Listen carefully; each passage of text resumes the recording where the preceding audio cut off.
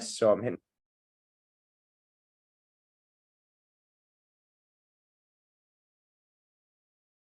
And on that note, we will begin our 2023 spring season parent meeting, and where we will review our season expectations and our plan for the upcoming year. So first off, I want to say welcome. Everyone here, for the most part, should be new to the program, and we're really excited to have you. And I just want to make sure we introduce it myself. I'm James Wall, director of the BC Spartans, and I'm really excited for all these new faces. We really pride ourselves on having a lot of returning families each year. So we really love when new families come in, and we really hope they have the same experiences as our other families have had, and they want to stay for a long time to come. So here we go.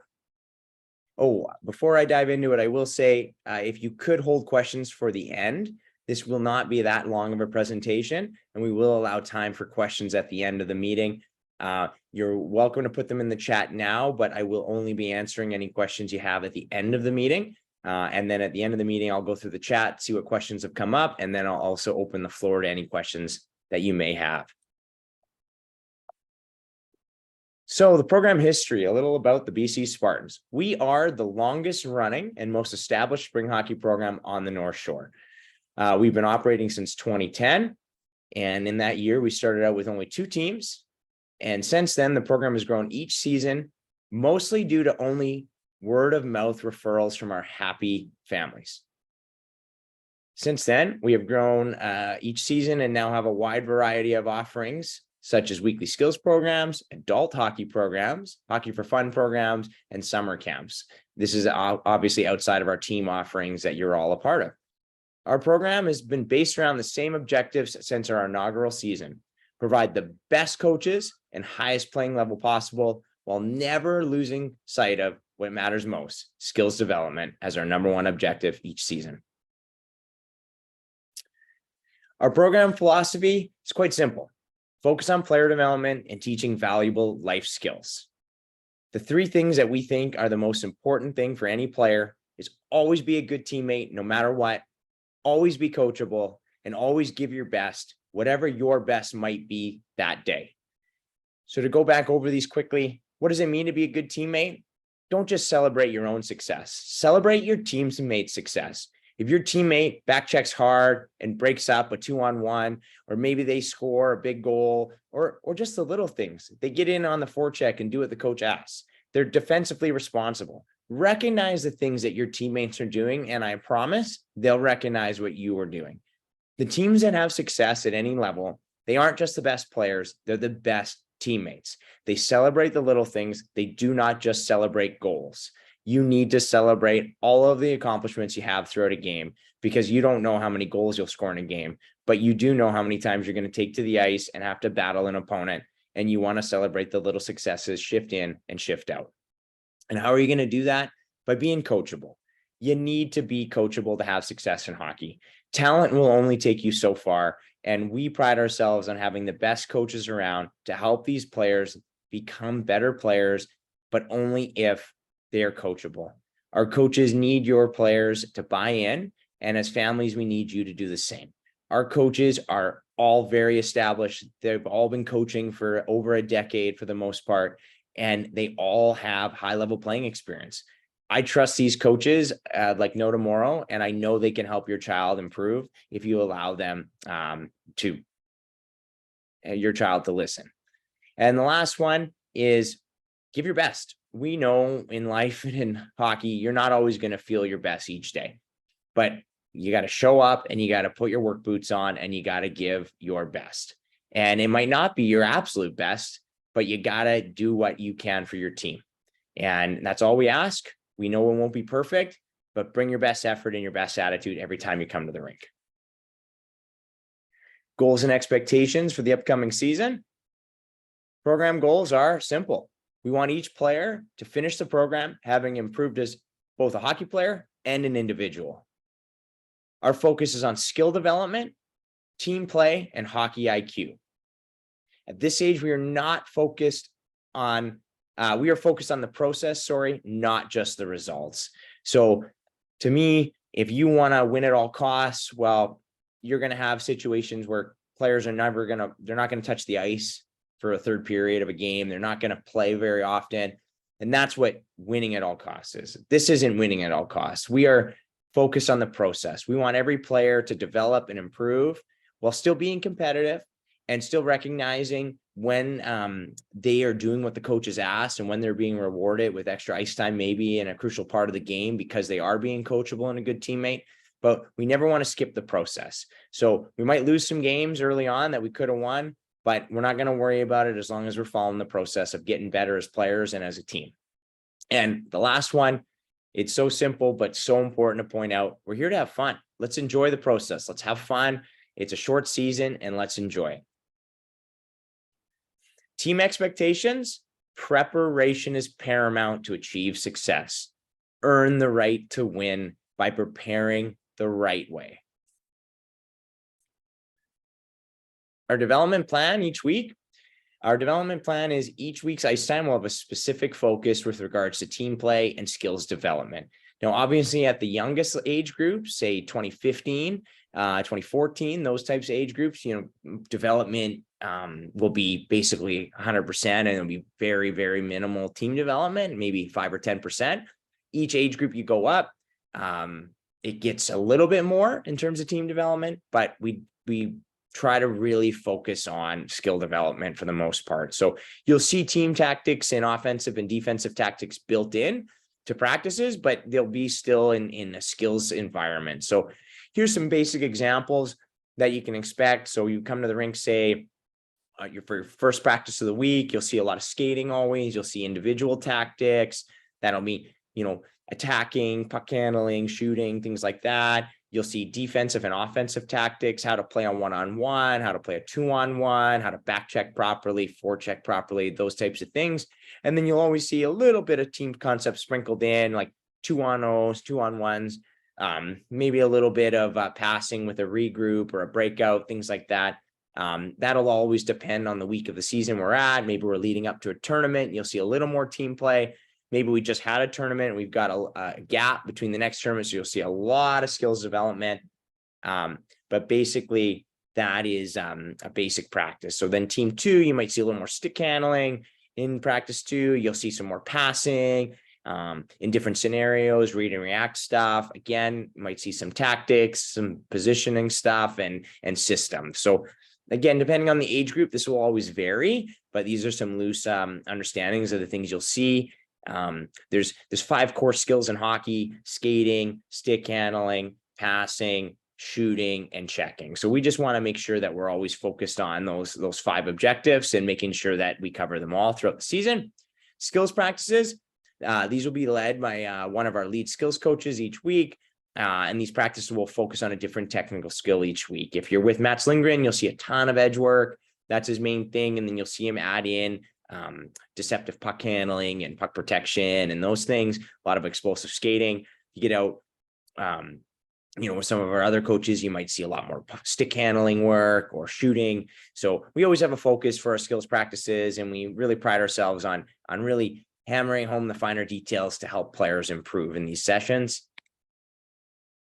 Regarding life skills, coaches are not just educators, but role models too. So we take life skills and preparation quite seriously. So we seek to set a proper example and pass on valuable lessons which are applicable beyond hockey. These include respect, accountability, commitment, attention to detail, good work ethic, overcoming adversity, and much more. The goal is that players exit the sport with the ability to be the best individuals they possibly can be through the application of what they've learned while playing. So I really want to touch on this. Adversity is such a key thing for these players to face. Not life and sport is never going to be easy. We need to make sure that we are letting them go through adversity, because if they just win every game and they never have a challenge and there's never a close 1-goal game, there's never overtime, or there's never a one-sided loss, then they don't learn what adversity is. And to me, it starts with a challenge, and then you go through adversity. And then if you survive those 2 things, there's victory. And to me, it's really important that we allow these players to experience that. In terms of preparation, for practices, we really want players to get enough rest the night before and arrive with enough time to be ready to be on the ice on time. I know that it's not perfect. You might get caught in traffic. Things can happen. But please try to set your player up for success. Have them with enough time to get their gear on, feel ready and relaxed when they take the ice. There's nothing worse than rushing in late, not getting your gear on properly, being thrown out there late into the practice, especially when you're meeting new teammates and a new coach. Really try hard to be on time and get the full practice experience. We ask that everyone works their hardest, listens to the coaches, and always treats their teammates with respect. We really want a culture of respect on the ice. That means we're not hitting our teammates. We're not joking around, shooting pucks after the coach has blown the whistle. We're really focused out there because we only get an hour of ice typically per practice, and we really need to make it count. For games, we really need players to get enough rest the night before, and especially between games when we play in tournaments, when there's 2 games a day. That doesn't mean go and play video games for hours. I'm shocked that how people think playing video games or being on an iPad for 3 hours is relaxing. It's actually really stimulating to the brain, and the player shows back up to the second game brain dead because their brain has just been playing NHL for 3 hours, and then they can't, they're too stimulated and they haven't actually relaxed between the games. So we, get out, have a healthy meal, maybe go to a park, have a nap, just relax, put your feet up. Not saying no screen time at all, but just saying, just be aware that being on a device between games isn't always the best option. And always arrive at the time set by the coach. We always put an arrival time on Team Snap. I mean, if there isn't an arrival time, it just means it's a skills ice time or something. It's not important, but if we put an arrival time, really try to adhere to it, especially for games. And we want you focused and ready to go. Bring the proper warm-up gear. Set yourself up for success by having the proper running shoes. Ensure you have all your equipment. We don't want to see players showing up and blaming their parents for that they forgot their shin pads. Like, we really want these players to check their bags, make sure they have all their equipment, and understand that they're the ones who need to wear this equipment. It's important to play the game, so please bring it. And we want to make sure, again, just listen to your coaches, work your hardest, and treat your teammates and opponents with respect. Dress code, it will be informal. So the Spartans apparel we offer is preferred, but it is not mandatory. There is some for sale at Larry's Sports. If you missed the order, you can go to Larry's and check with them. Please wear baseball caps forward at all times. And if you don't have Spartans apparel, just a dark tracksuit or hoodie or shorts and running shoes, any sort of athletic apparel is fine. We just ask, don't wear another rival spring hockey team's apparel to our games, please. Any generic stuff's fine. Even your local minor hockey association's fine. We just prefer not to see our opponent's gear on our players. Attendance, if for any reason you cannot attend a game or a practice, please contact the coach. Don't just use Team Snap, and contact us with as much notice as possible. We do use the availability tab on Team Snap. We understand that people prefer that, but we still like to hear from you, because when you update Team Snap, we might look at Team Snap, 3 days in advance, and then you change your status 2 days in advance, or vice versa. And we looked at it, you weren't coming, and now we look again and you are coming, or we didn't check. So just quick note, just let us know you're not coming. It's not a big deal. If you're missing the odd time, we just do need to hear from you. We really do. There's no punishment for missed ice times, but I do need to make it clear. It helps us for planning, and it helps us run a better program. And if it does become frequent where you're missing all the time, there will be additional punishments. It will happen, and there could be a possible removal from the program. It's only happened once in the 13 years we've been running the program that we've had to remove a player due to attendance, but it can happen. So please just be aware. We need to hear from you. We don't want everyone to just click no on Team Snap. Behavior expectations, bad attitudes, negative behavior, and dirty play, they put us at a disadvantage, and we don't have any tolerance for it. Players who consistently display poor body language, bad attitude, negative behavior towards their teammates and coaches will be spoken to. The coaches will provide a warning and give the player an opportunity to change the behavior. If the player fails to do so, they will be asked to sit out. The amount of time they sit out is at the coach's discretion, and will be based on the frequency of the offending player has previously been disciplined and the severity of their actions. The amount of time may be as little as a few minutes, or the player may be asked to leave. If the behavior persists, removal from the program may occur. We will notify parents once there's been a first incident that we feel is deemed severe enough. During games, players take in bad, lazy penalties, things like hooking, tripping, holding, interference when there's no need, especially away from the play, or just playing with a lack of respect, hits from behind, high hits, intentionally trying to hurt somebody, will be penalized by us if they aren't penalized by the referees. You're not only hurting our team, but you're also hurting your teammates by putting them on the penalty kill, and you're damaging our reputation. The tournaments, I have a very good relationship with the tournament directors, and our coaches do as well, and they always welcome our teams in. There are teams that have played with no respect and now are not asked back to these tournaments. It is a big deal. So we take it seriously, and we don't want to see players in our program that aren't playing with respect.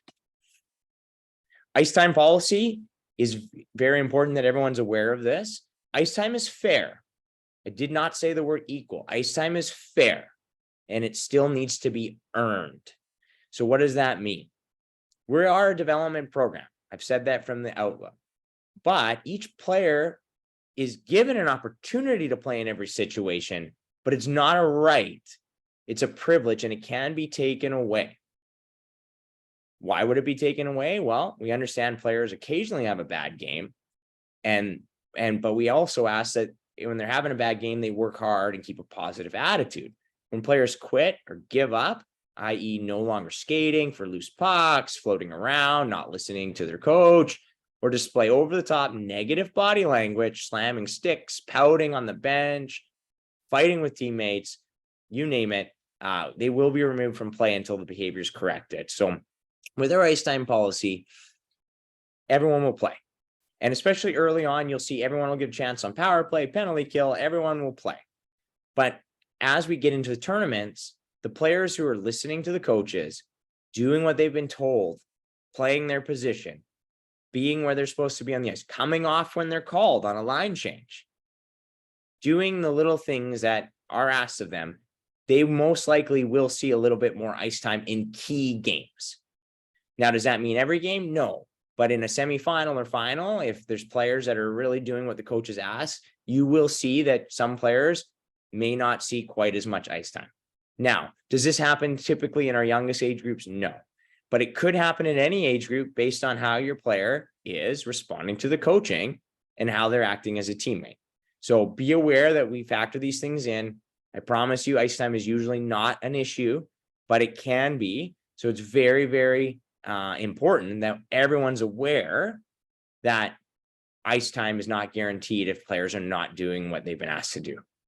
So at the bottom here, you'll see ice time is not guaranteed, and equal ice time is not guaranteed in every game, depending on the game situation and the player's attitude and performance. Okay, so complaint policy. If anything happens or there's any issues over the course of the season, either with the coaches, other players, parents, referees, you name it, we need you to please take 24 hours to think carefully how you want the situation handled, calm down and think it through. Once you are sure, contact us with your concern, and we're happy to speak with you about it. We don't like to have conversations in the heat of the moment when people are still upset. It's just, hockey's an emotional sport, and we're all invested and we all care, and we just think it's in everyone's best interest if we can just take time to think about what the real problem is and come together and talk in a rational way and come to a solution. We always want to help if we can. We just need to do it in a respectful way. Never try to resolve the conflict on your own. I'm going to get into a frequently asked questions part of the meeting. And this one I just thought we'd throw in just because it comes up from time to time, not often, but it is important to understand. So why is spring hockey more expensive than minor hockey? Well, the main reasons are minor hockey is cheaper in a lot of ways because they receive provincial funding support that offsets costs for each player that we do not receive. Minor hockey also receives much lower ice rates, which are typically a third of the cost of what we pay during the spring. And then for us in spring hockey, we have all paid coaches, and we pride ourselves on offering the best experience with the best ice times available with the highest level coaches possible. So we try to pay our coaches really well so that we get the best coaches around and offer a really top-notch on ice experience for our players.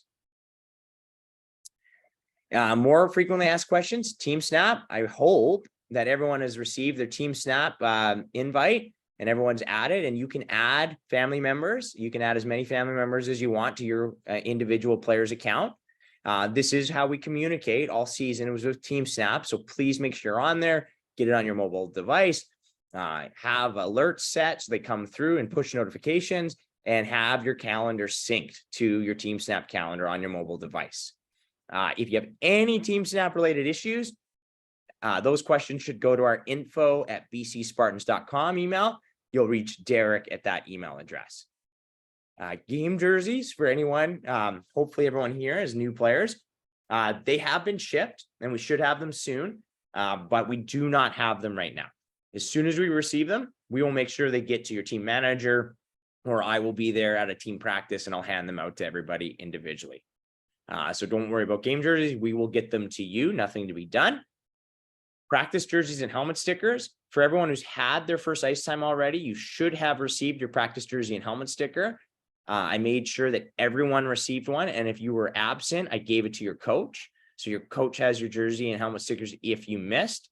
But overall, basically everyone has attended so far. So if you have not come to the rink yet, when you show up, we'll have a practice jersey and helmet stickers waiting for you. Now for the double A's, you guys will be just wearing your own practice jerseys. We will supply game jerseys to you for exhibition games and the tournament you're entering.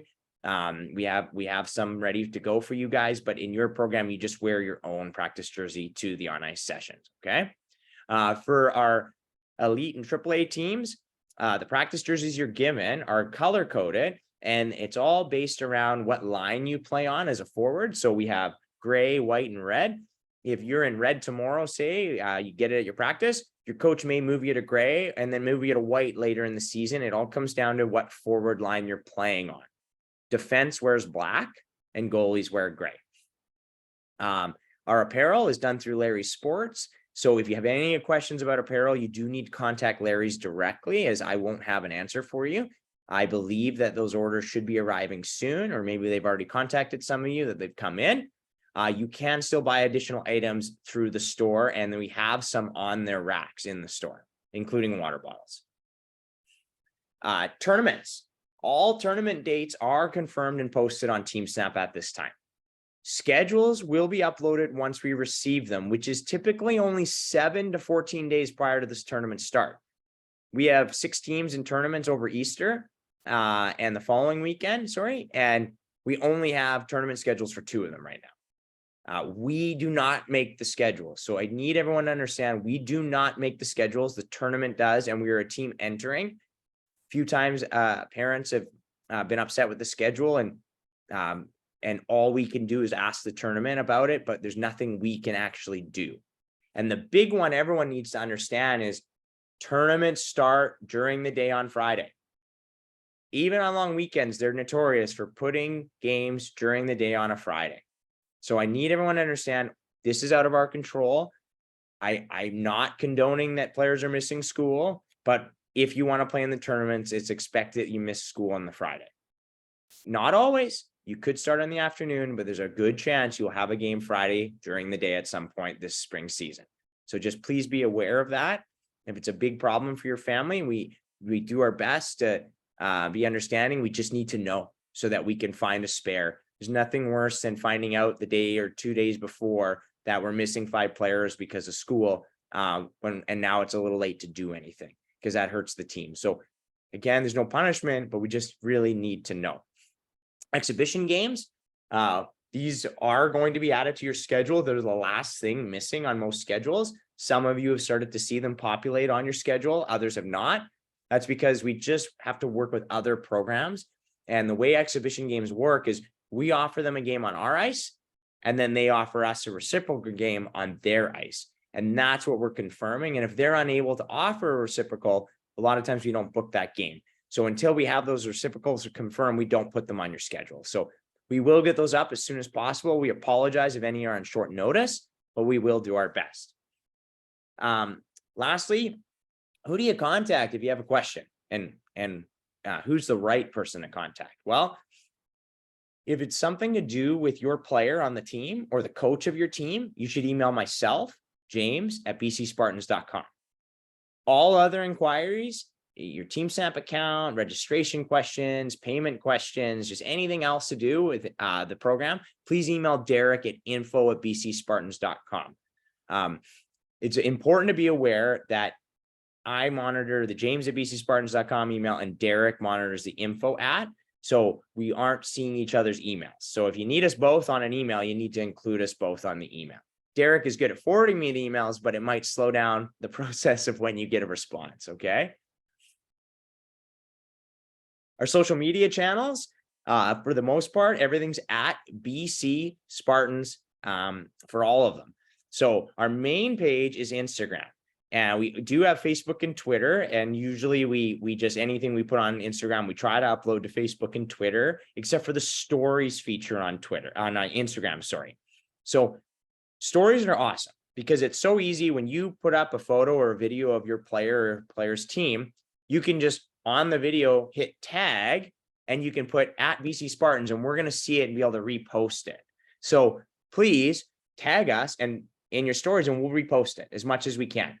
So just be aware that we love to highlight our teams and we want to hear from you. We can only be in so many places at once. So if you want your team highlighted more on our social media, please tag us or send us photos. Reminder, no photos in dressing rooms ever. If you send us a photo of a dressing room photo, a player in a dressing room at any time, we will not post it. And we'll ask you to delete that photo. No phones or photos in dressing rooms. We take that very seriously, no matter what the age. So at this time, we're going to open it up for questions, but remember, hockey's a sport and should be fun. And first and foremost, be fun for those involved. Both players and parents should have fun, meet new friends, and enjoy the time we have together this spring. So I'm going to open it up to questions. We only have 10 more minutes left in this meeting, so I might have to answer some questions via email later, but for now, we have another 10 minutes to answer questions.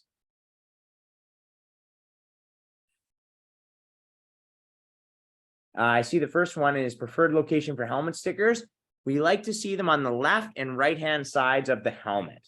It's really nice if everybody matches and they're on the left and right-hand sides of the helmet, not on the front and back. Goalies are separate. Goalies can do whatever they like, but players left and right-hand side of the helmet preferred, please. It's nice when it looks like it's part of the uniform. Everyone has the same matching helmet stickers.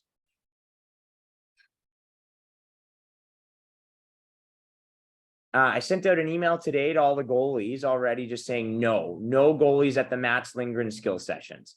If it says skill sessions on your schedule, attend. If it says Mats Lindgren skill sessions on your schedule, no goalies attend.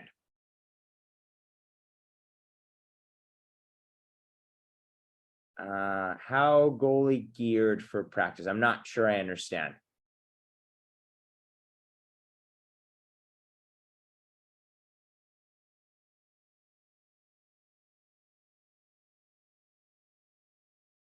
No, goalies cannot come out for match sessions as a player. It's just we have high level teams and we really want the players to get the maximized amount of time with mats, and we just feel that the goalies wouldn't be a good fit at those sessions.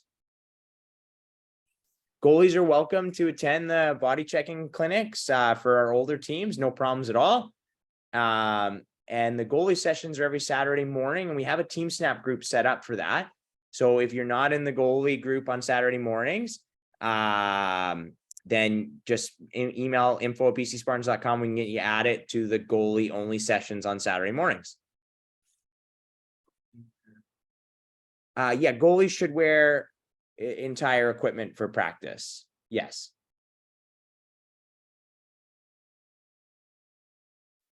Exhibition games depend on the team, but typically most teams play around 6 exhibition games in a season. It could be a few more, but typically around 6.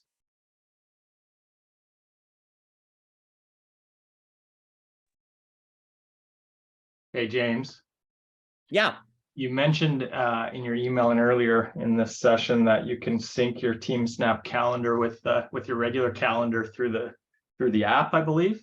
yeah, Is that only true for the iPhone? Because I'm on an Android and I didn't find that capability. Any ideas? interesting. In all the emails I have from them, they say it's compatible with Android and iPhone. It just Right. might be in a different spot. Okay. I'm I'll getting take a look through. one person just chimed in saying they had to do it through their computer when they had an Android. I Uh, see. but it is apparently, according to TeamSnap in their FAQ section, it is compatible with Android. But I unfortunately don't have an Android, so I'm not sure how to do it. Okay. But if you are struggling, you can email Derek, and Derek can actually email TeamSnap directly, and they can give us like a you know a breakdown on how to do it. So give it a look again, and if you can't do it, by all means reach out and we'll do our best to help you out. Okay, perfect. Thanks. There's no color requirement for helmets. We've gone away from that. We know helmets are expensive, especially now in terms of just concussion helmets are very expensive. We don't want anyone breaking the bank on helmets, so we don't have a color requirement on helmets. I would love it if we did, because of how colorful we are becoming in blue and yellow and red and black. But at this time, we're going to celebrate our color differences in helmets. And maybe one day we'll get back to a color requirement, but not today.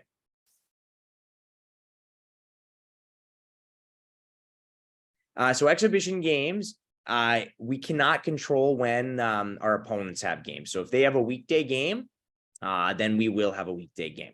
But for us, typically we schedule our home games for mostly weekends during our ice times. That's when we have the majority of ice that we can offer. So for our home games are typically weekends. Weekday games could happen for away games, and the occasional home game if it were to be the case.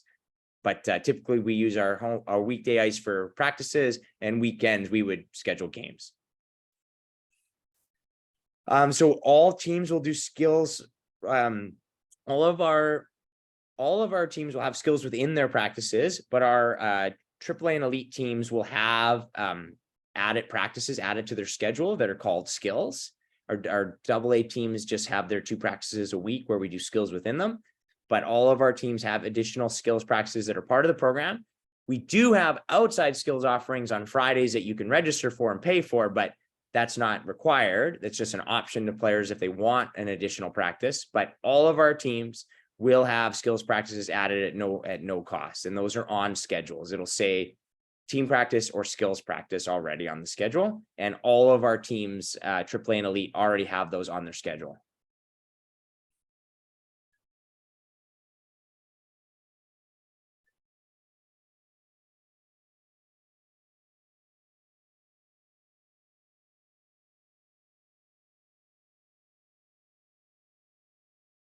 Down to the last 3 minutes here. Any final questions before we?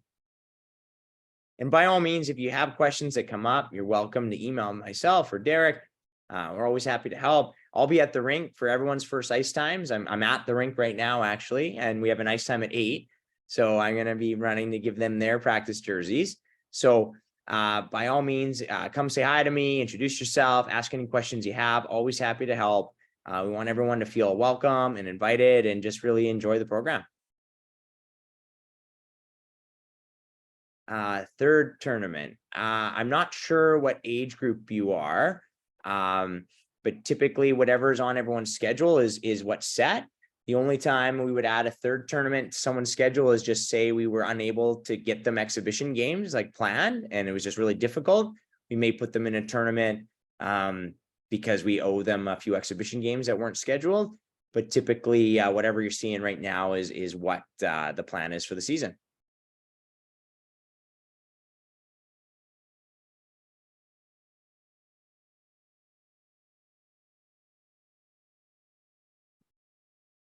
Okay, everyone. Well, thank you so much for attending tonight. Really appreciate it. It was a great turnout. I hope you got something out of the meeting. Again, we're not going anywhere. Ask us questions anytime. And I hope you have a great spring season with us. And we'll look forward to meeting you all at the rink soon. Thank you so much. Have a good night.